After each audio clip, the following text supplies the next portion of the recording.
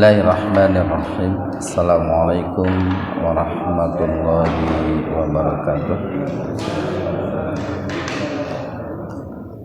Innal hamdalillah nahmaduhu wa nasta'inuhu wa nastaghfiruh wa na'udzu billahi min syururi anfusina wa sayyiati a'malina. May yahdihillahu fala mudilla lahu wa may yudlilhu fala hadiyalah. Asyhadu an la ilaha illallah wahdahu la syarikalah wa asyhadu anna Muhammadan abduhu wa rasuluh, amma ba'd. Hadirin ikhwatul iman jemaah kuliah subuh, mudah-mudahan senantiasa diberikan hidayah dan maghfirah Allah Subhanahu wa taala. Pada kesempatan subuh yang berbahagia ini, kajian tafsir di Majelis Tafsir Iliin ini mengkaji surat Al-Baqarah ayat 177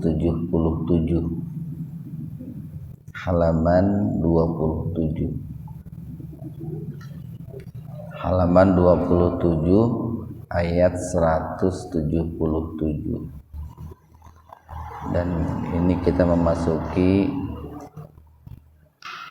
separuh dari hizb yang ketiga, nisfu hizbus salis. Nah itu di sebelah kanan di pinggir ada tulisan nisfu hizbus salis, separuh hizb yang ketiga. Dan ini ditandai dengan itu ada gambar bunga, itu tandai dengan gambar bunga. Kita bahas tadinya dulu mad lain. Jadi agak dibaca panjang, Pak, tapi tidak sepanjang mad lain ketika jatuh pada tanda berhenti. Jadi jangan laisa, tapi laisal, agak panjang dikit aja, di bawah dua ketukan. Sal alif lam qamariyah atau idhar qamariyah. Ang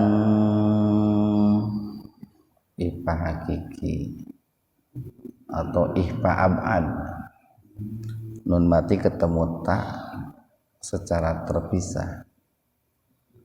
Tuwallu matabi wawu, wujuh matabi wawu, hakum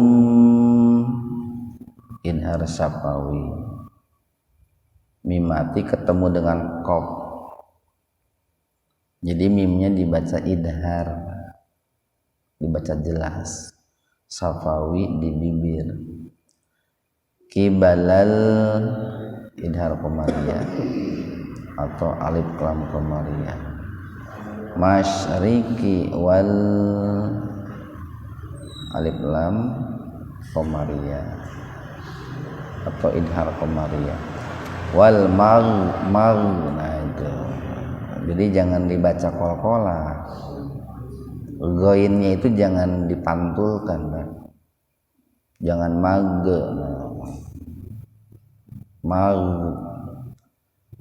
wala mad badal kinna gunna. Nun bertasdid itu gunna, mendengung, tahan dua ketukan.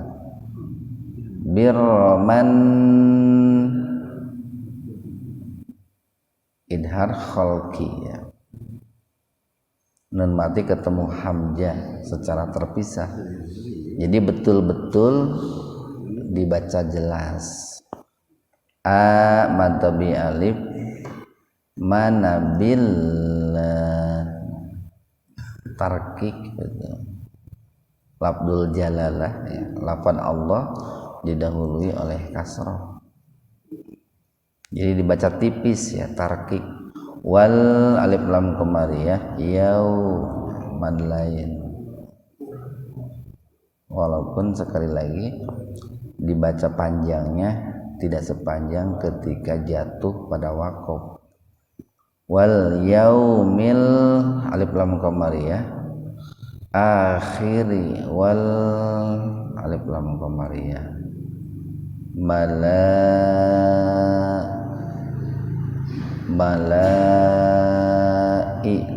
man wajib mutasir wal alif lam qamariyah kita mad badal wan alif lam samsiyah gunnah atau idgham samsiyah gunnah nabiyyin wan nabiyyin wa tabi'iyah wa a mantabi alif tal alif lam qamariyah ma mantabi alif ala mad badal hubbihi mad silah qasira. Ada huruf H didahului oleh huruf hidup, baknya kan hidup di kasrah itu, jadi hi-nya dibaca panjang dua ketukan hubbihi zawil alif lam qamariyah kur nakur tafhim, jadi ro-nya dibaca tebal karena huruf ro mati didahului doma. Ba mad badal wal alif lam qamariyah yata mad badal ma mad badal wal alif lam qamariyah masa mad badal kin mad tabi'iyah. Itu kalau jatuhnya pada waqaf, Pak. Kalau jatuhnya pada tanda berhenti, jadi masakin itu menjadi mad alif disukun. Kalau jatuhnya pada tanda berhenti. Nah, tapi dikarenakan di tengah-tengah kalimat dan tidak jatuh pada tanda berhenti, dibaca mad tabi'iyah saja. Ikhwanu fiddin arsadakumullah. Surat Al-Baqarah ayat 177 ini merupakan bantahan ya, sekaligus penegasan dari Allah Subhanahu wa taala, di mana orang-orang Bani Israel ya, khususnya orang-orang Yahudi dan orang-orang Nasrani, ketika mereka berada di Madinah saat itu kan mereka selalu memperbincangkan ya, atau selalu menggunjing Rasulullah Sallallahu Alaihi Wasallam tentang arah kiblat, Pak. Dan ini berlarut-larut, Pak, berlarut-larut. Jadi bayangkan saja dalam beberapa ayat sebelumnya itu kan sudah bicara tentang kiblat. Walaupun dalam ayat-ayat sebelumnya sudah Allah turunkan gitu ya, penjelasan dan penegasan dari Allah.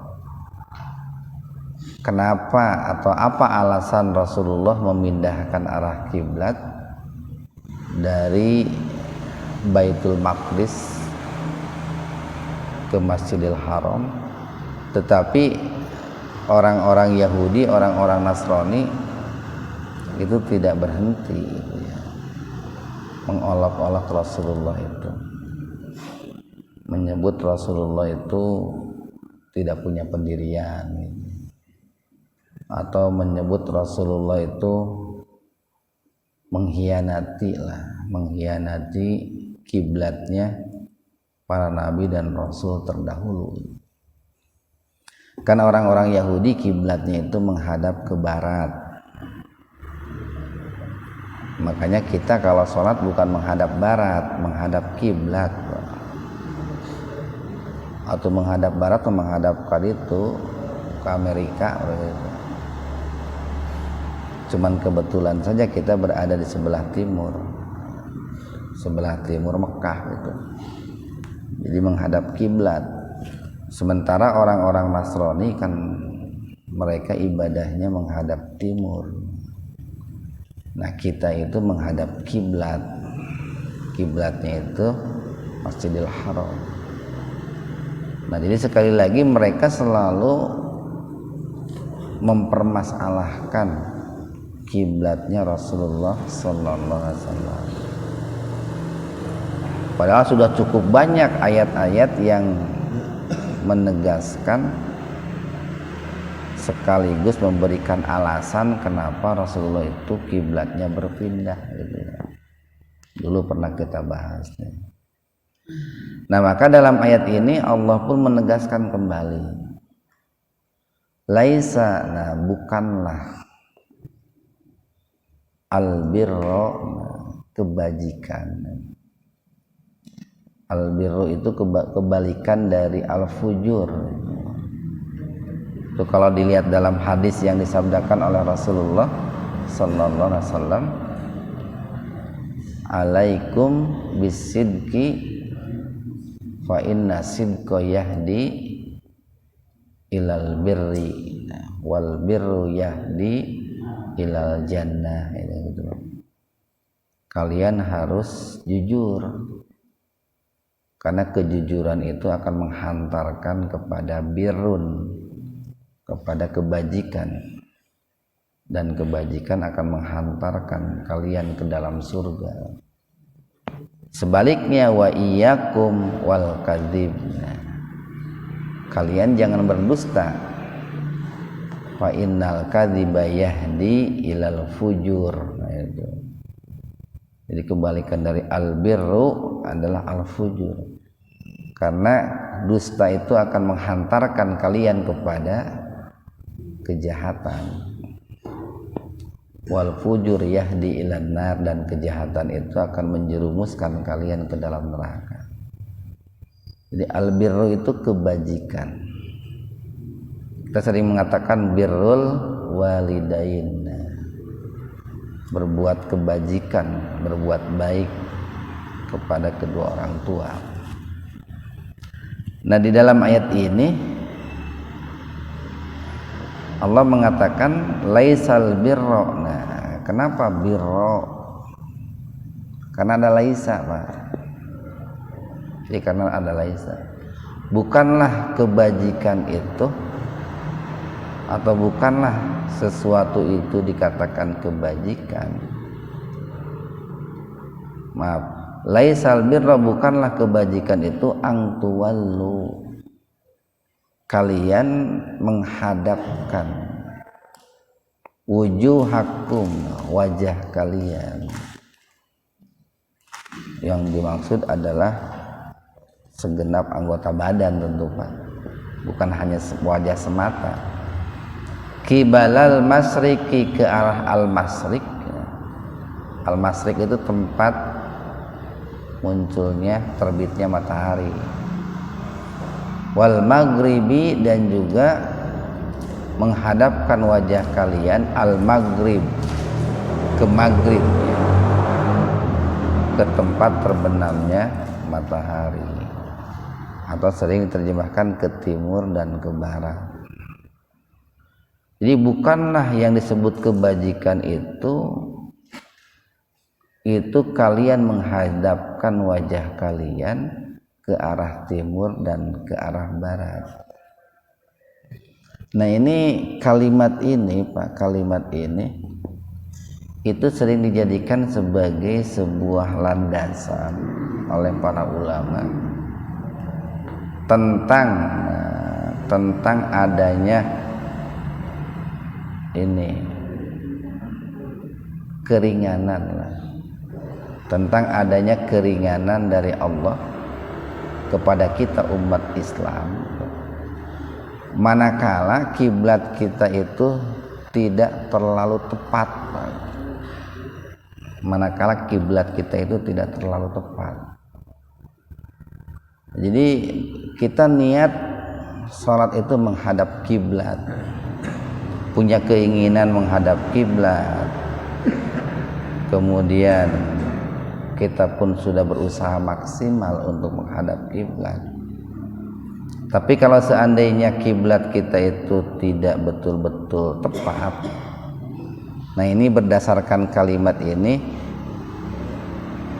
di situ ada pemaafan dari Allah. Dan ini merupakan sebuah isyarat juga bahwa kita pun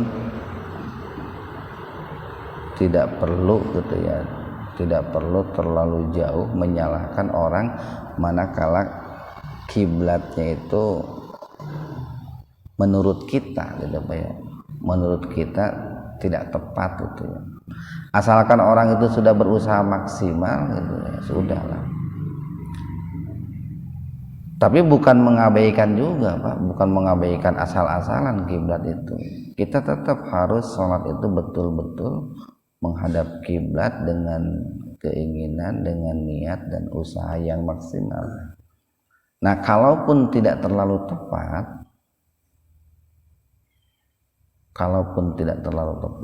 nah ini ayat ini dijadikan sebagai sandaran adanya pemaafan dari Allah Subhanahu wa taala. Kenapa? Karena substansi daripada menghadap kiblat itu adalah ketaatan, Pak. Ketaatan dan kepatuhan kita kepada Allah itu. Substansinya di situ. Dulu kan pernah kita sampaikan, menghadap kiblat itu merupakan ujian, Pak. Ujian bagi seluruh manusia, khususnya bagi orang-orang Yahudi, orang-orang Nasrani. Mau nggak diperintahkan oleh Allah memindahkan arah kiblatnya dari Masjidil Haram, dari Masjidil Aqsa ke Masjidil Haram? Yang tentu ini bicara kiblat ini bukan hanya kiblat dalam sholat itu, bukan hanya kiblat dalam sholat, tapi kiblat dalam berbagai urusan gitu, Pak. Mau enggak kita berkiblat dalam hal politik, dari politik yang anti Islam kepada politik yang membela Islam gitu, Pak. Mau enggak kita menggeser arah kiblat dari pendidikan yang liberal kepada pendidikan yang Islam? Lebih jauhnya seperti itu. Nah, disitulah ada ujian ketundukan, ada ujian kepatuhan. Nah, walakinna akan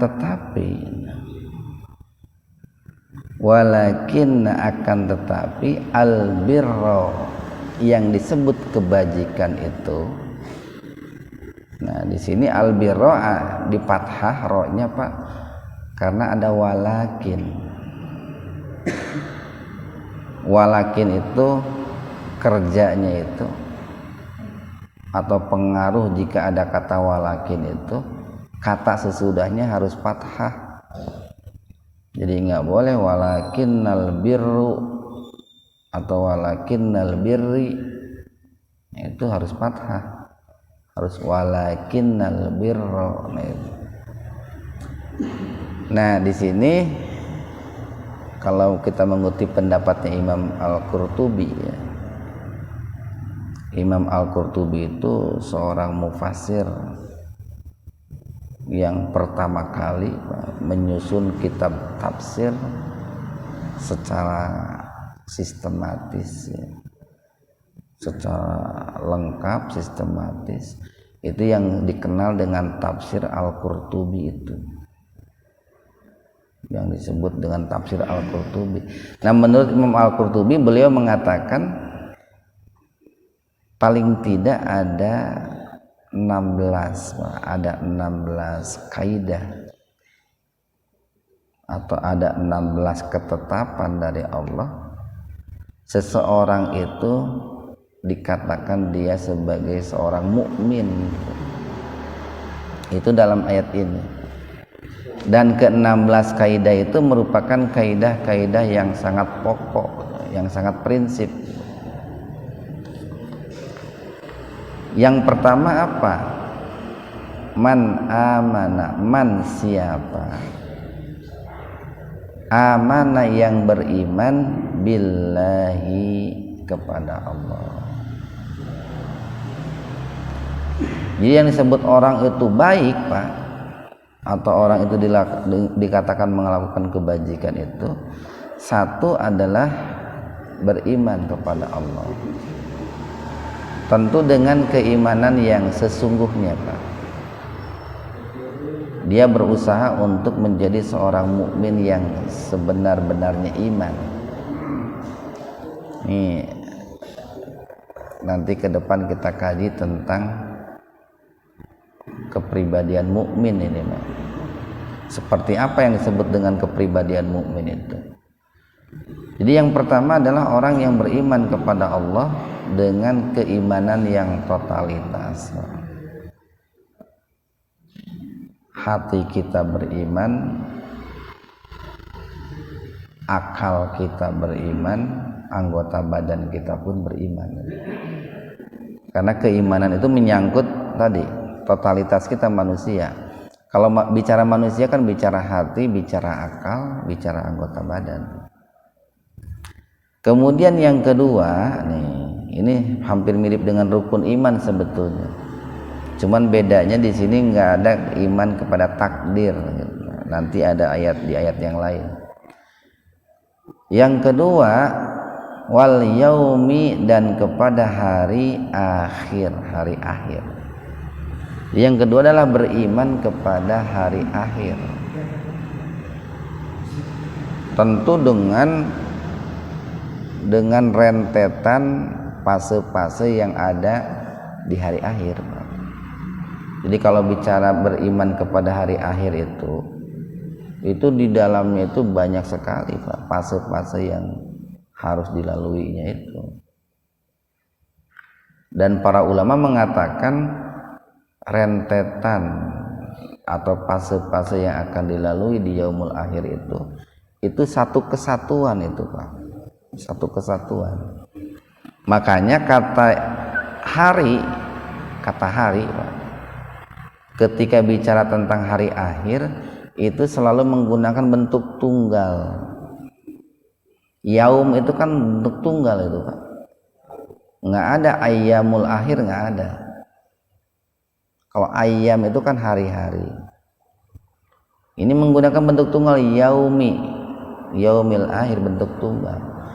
Karena seluruh rentetan fase yang akan dilalui di kehidupan akhirat itu satu kesatuan.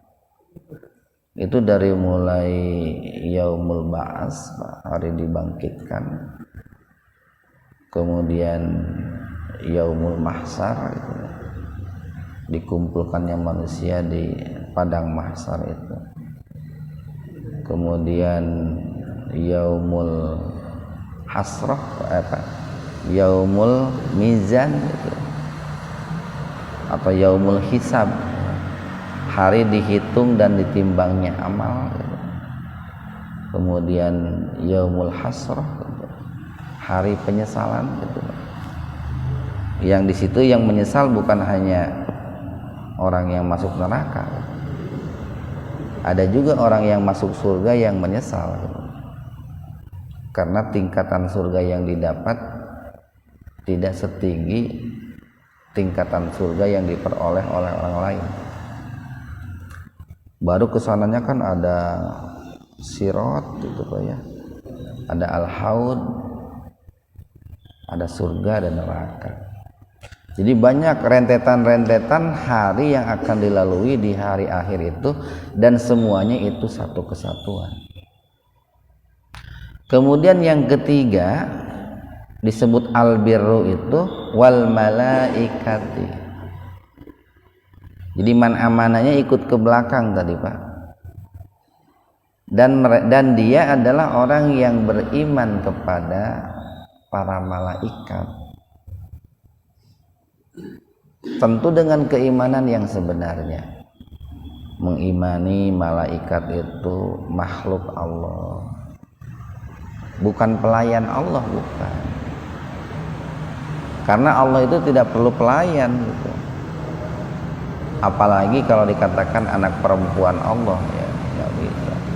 Allah itu kan tidak menikah, tidak beranak dan tidak diperanakan. Sekaligus mengimani tugas dan tanggung jawab para malaikat, tentu dengan jutaan jumlah malaikat dan jutaan tugas yang diemban oleh masing-masing mereka. Sehingga banyak ulama yang mengatakan jumlah malaikat itu melebihi jumlah manusia yang ada di muka bumi ini. Bahkan satu manusia pun kan punya berjuta-juta masalah. Kita dalam menjalani hidup ini kan sudah berapa banyak masalah yang kita lalui, Pak. Nah, semua masalah yang pernah kita lalui dan pernah teratasi, itu karena Allah mengirimkan malaikat yang sesuai dengan masalah yang kita hadapi. Ada orang yang sukanya marah-marah, Allah kirimkan malaikat rahmat gitu, Pak. Ada orang yang kekurangan rezeki, Allah kirimkan malaikat rezeki. Banyak jumlah malaikat itu, seperti banyaknya masalah kita, Pak. Kemudian yang ketiga, wal kitabina, dan orang yang beriman kepada Alkitab. Tentu yang dimaksud dengan kitab di sini adalah seluruh kitab suci yang pernah Allah turunkan, khususnya kepada Al-Qur'an. Wan nabiyyin, dan beriman kepada seluruh para nabi, para rasul, khususnya Rasulullah sallallahu alaihi wasallam. Udah berapa tuh?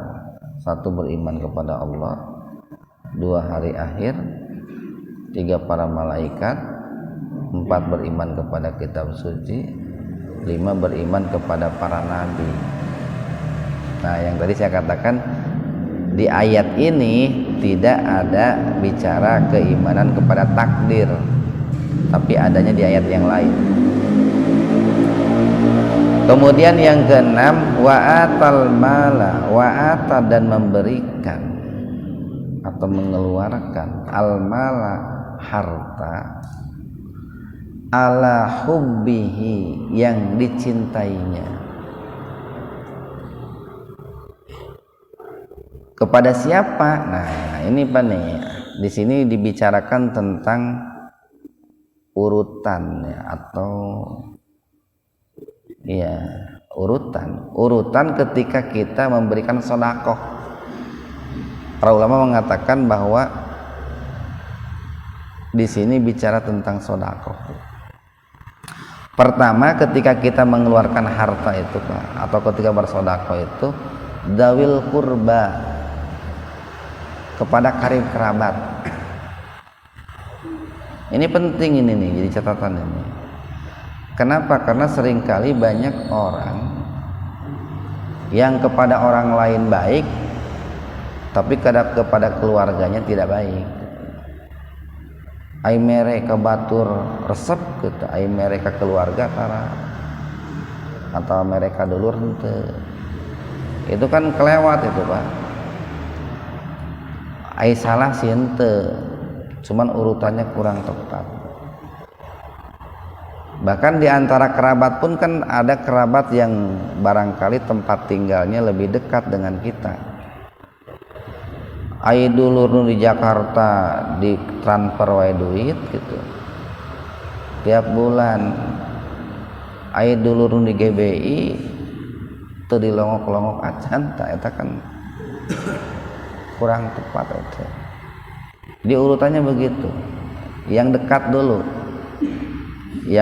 dulu, kemudian karib kerabat dulu sebelum kepada yang lain. Kemudian yang kedua nih, yang ketika kita bersedekah itu wal yatama, dan juga kepada anak yatim. Ini bedanya zakat dengan sedekah begitu, Pak. Kalau dalam zakat anak yatim itu tidak termasuk mustahik, tidak termasuk orang yang berhak mendapatkan zakat. Itu kalau bicara zakat, Pak, zakat wajib. Kalaupun ada anak yatim yang menerima zakat, dia bukan karena yatimnya, tapi karena miskinnya, Pak. Karena dia miskin, kemudian yatim, dia dapat zakat. Tapi kalau dalam sedekah, yatim itu dimunculkan nih, disebutkan secara tersurat, sekalipun dia itu kaya, gitu Pak. Sekalipun dia anak yatim tapi kaya. Nah, tentu harus dibahas juga tentang batasan orang disebut yatim. Orang disebut yatim itu manakala dia tidak punya ayah sampai usia baligh. Kalau sudah seusia bapak-bapak mah lain yatim deui, Pak.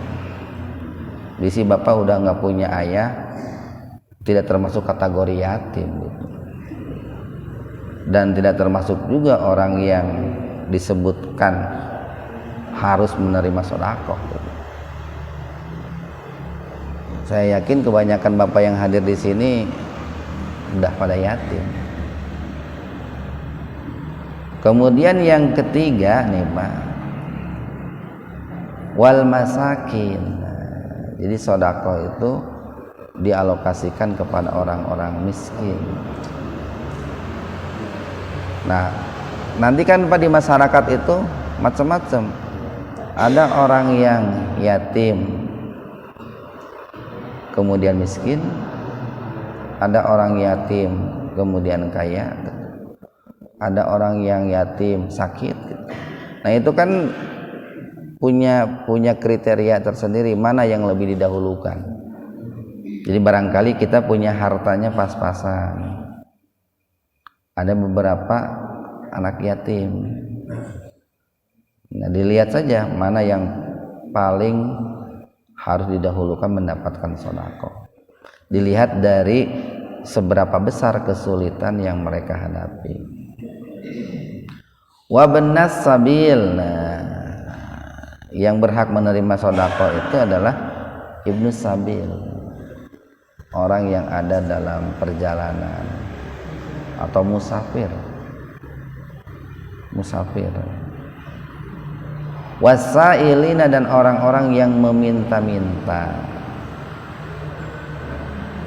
Ini kalau dalam zakat nggak ada nih Pak, asailin nggak ada. Kalau Bapak bicara membahas ayat tentang zakat, umpamanya surat At-Taubah ayat 60, itu di situ nggak ada asailin. Kalau dalam sedekah ada asailin. Jadi orang-orang yang meminta.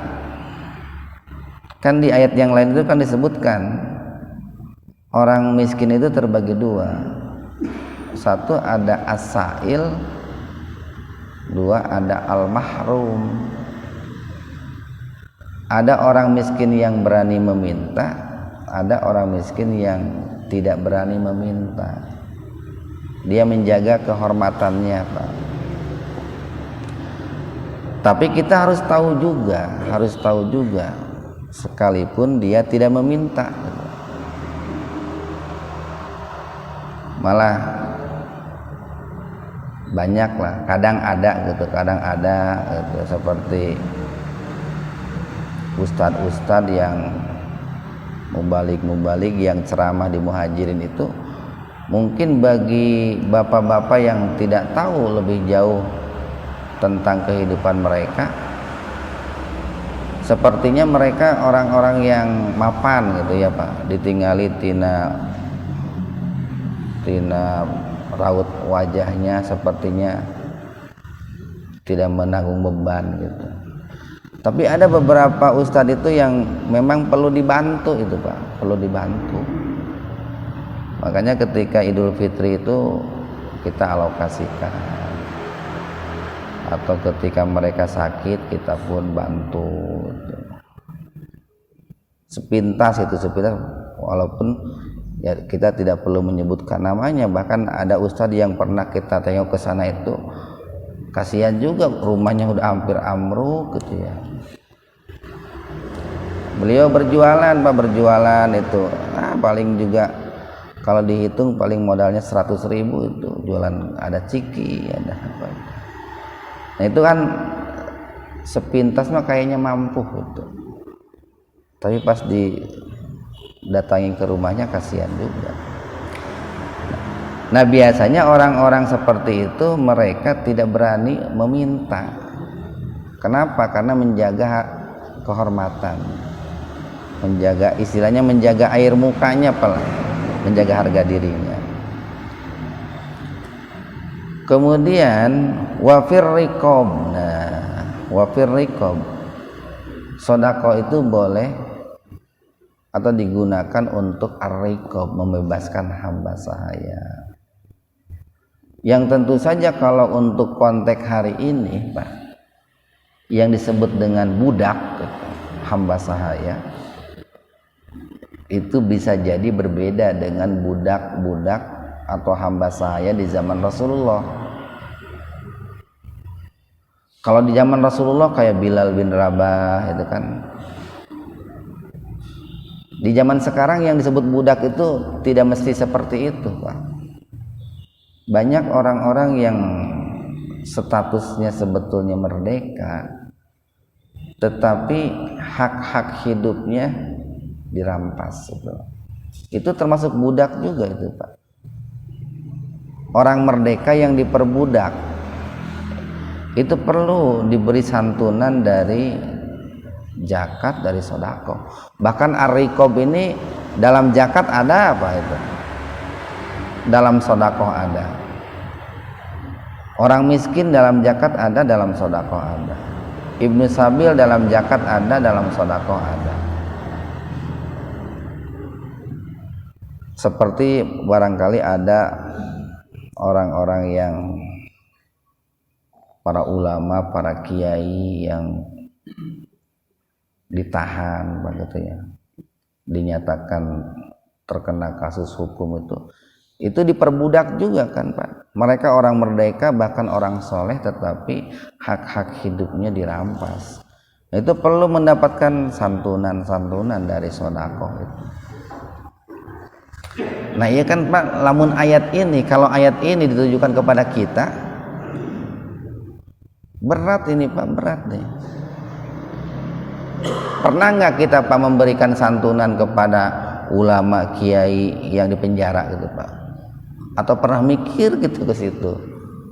Sementara kan tadi Allah mengatakan orang yang disebut albirru itu syarat-syaratnya ini nih Pak nih, syarat-syaratnya itu. Pernah kita meluangkan diri nengok gitu, atau menyantuni keluarganya, atau mendoakanlah minimal Pak. Yang ada kan banyak umat orang yang mengaku Islam itu malah menghujat habis-habisan gitu, mereh henteu nu aya kan ngahujat. Nah kemudian yang ketujuh nih Pak, yang ketujuh yang disebut albirru, atau orang boleh dikatakan albirru itu wa qoma, dan dia senantiasa mendirikan as-sholata, sholat,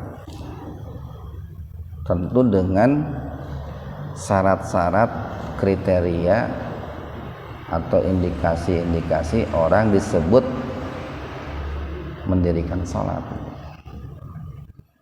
Berbagai halnya, waktunya, berjamaahnya, kaifiatnya, itu diperhatikan.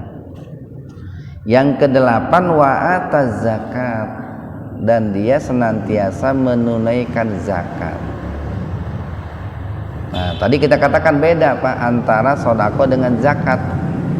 Nah, kalau yang tadi itu bicara sodako, kalau yang ke-8 itu bicara zakat.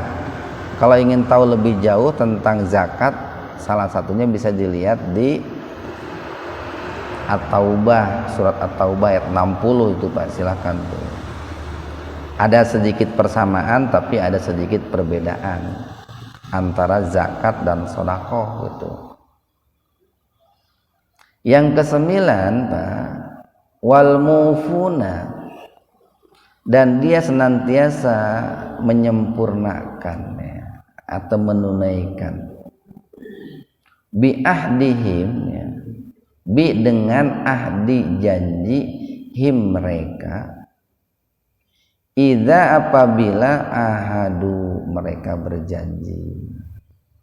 Yang tentu ini kan bicara janji yang sifatnya vertikal dan janji yang sifatnya horizontal. Ya, janji yang vertikal itu kan janji kita kepada Allah, dan semuanya kita ini terikat janji dengan Allah. Semua kita ini terikat janji dengan Allah. Hidup kita ini sudah terikat janji dengan Allah. Ya, janji itu kalau kita bahasa sederhanakannya, janji kita dengan Allah itu adalah ibadah, Pak. Ibadah dengan berbagai macam indikasinya, termasuk janji kita kepada manusia. Janji kita kepada manusia, kan kita ini pernah berjanji, Pak. Janji kepada orang tua, janji kepada mertua, janji kepada istri, janji kepada saudara, janji kepada teman, janji kepada sahabat, tetangga. Nah, itu janji-janji itu harus ditunaikan, harus dibayar itu. Mata tong banyak ting janji gitu. Pernah punya janji itu Pak ke istri gitu Pak. Mumpung kita masih diberikan umur, cepat-cepat bayar janji itu. Karena janji itu hutang gitu Pak. Janji itu hutang. Kemudian yang ke-9, wasobirina, dan orang-orang yang sabar fil ba'sa'i, dalam menghadapi kesempitan, wadoroi, dan juga dalam menghadapi penderitaan. Bedanya al-ba'as dengan ad-doro itu begini Pak. Ini di antara ahli tafsir mengatakan begini. Al-ba'sa itu orang yang kesempitan dalam hal harta, atau istilahnya miskin. Itu al-ba'sa. Tetapi ad-doro itu lebih berat dari itu. Di samping dia itu kurang harta, dia pun diuji oleh Allah dengan ujian yang lain. Umpamanya dia miskin, diuji dengan penyakit, Pak. Atau dia miskin diuji dengan rumahnya terbakar gitu. Jadi di samping miskin, dia pun mendapatkan ujian-ujian yang lain. Kalau dalam istilah kita kan sering diistilahkan begini, sudah jatuh tertimpa tangga gitu. Itu ad-doro itu lebih berat, itu lebih berat. Kayak di daerah saya itu ada seorang ibu gitu ya, seorang istri itu ditinggalkan meninggal oleh suaminya. Tak lama kemudian anak laki-lakinya paling gede meninggal. Tak lama kemudian anaknya yang paling kecil stroke gitu Pak. Kemudian beberapa tahun kemudian 2 anak putrinya cerai. Ya itu kan ujiannya bertubi-tubi gitu Pak. ujiannya bertubi-tubi, sehingga dia seorang janda harus memikul beberapa anaknya, beberapa cucunya. Itu ad-dharra, itu di samping kemiskinan ada ujian-ujian yang lain. Wahinal ba'asna, dan juga sabar dalam, ini banyak mufassir yang mengatakan al-ba'as yang ini adalah sabar dalam situasi perang gitu. Karena ketika orang dalam situasi perang itu perlu sangat penting yang namanya kesabaran. Kalau tidak sabar kan barangkali orang sudah kabur duluan, Pak. Sudah lari daripada medan perang. Nah, itu kalau dihitung, itu Pak, dihitung, walaupun poin pentingnya itu ada 9, Pak.